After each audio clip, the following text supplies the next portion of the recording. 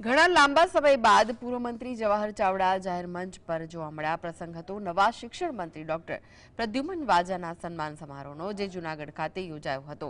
વિવિધ સંસ્થાઓ દ્વારા મંત્રી પ્રદ્યુમન વાજાનું શાલ ઓઢાડી સન્માન કરવામાં આવ્યું. આ કાર્યક્રમ દરમિયાન જવાહર ચાવડાએ પોતાના સંબોધનમાં સિંહ બંગલો અને હંસનો દાખલો આપીને વાજાને સંકેતરૂપ ઇશારો કર્યો.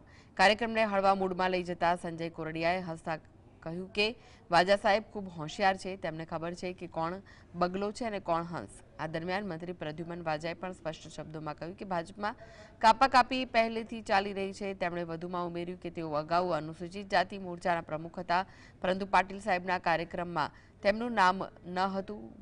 મને જે આપ્યું તે સારું કર્યું, હવે હું તેના ફળ ભોગવી રહ્યો છું.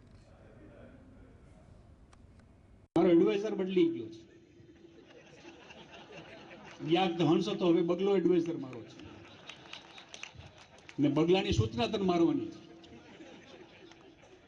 પણ આગલી સૂચના યાદ આવી ગઈ હંસની, એટલે હું તને કહું છું ભાગી જા, બાકી ખરેખર મારીશ.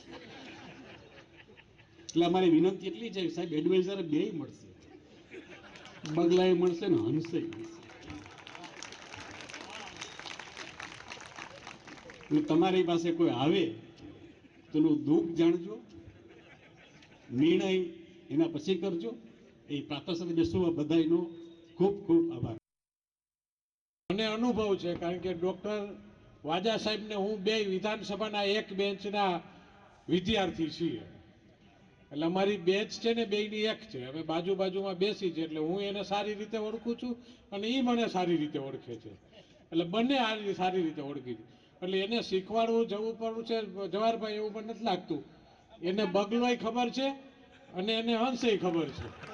એટલે એ બહુ હોશિયાર માણસ છે કે એને શું કરવું એને ખબર જ છે. એટલે આપણે એને શીખવાડવા જાય તો ખૂબ સારી રીતે સાંભળશે. અને વ્યક્તિત્વ એવું છે કે એ આરએસએસના બેકગ્રાઉન્ડથી આવેલો વ્યક્તિ છે. કાર્યકર કેવો હોય, સમાજની વ્યવસ્થા કેવી હોય, લોકોના પ્રશ્નો કેવા છે, લોકોની વેદના કેવી છે ને, એ વ્યક્તિની અંદર છે. એટલે એને ખબર છે.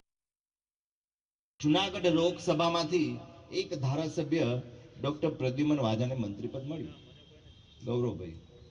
પરંતુ એનો મતલબ એવો નથી કે હું જ સૌથી વધારે લાયક હતો અને એટલે મને મંત્રી પદ મળ્યું.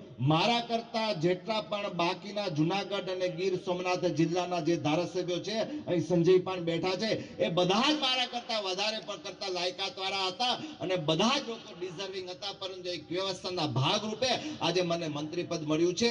એટલે એવું હું ક્યારેય પણ આપણે અભિમાન નહીં કરવું જોઈએ કે હું જ શ્રેષ્ઠ છું, મારા કરતા બીજો કોઈ શ્રેષ્ઠ નથી એટલે મને આપ્યું છે. પરંતુ આ પરિવારે એક વ્યવસ્થાના ભાગરૂપે આ મને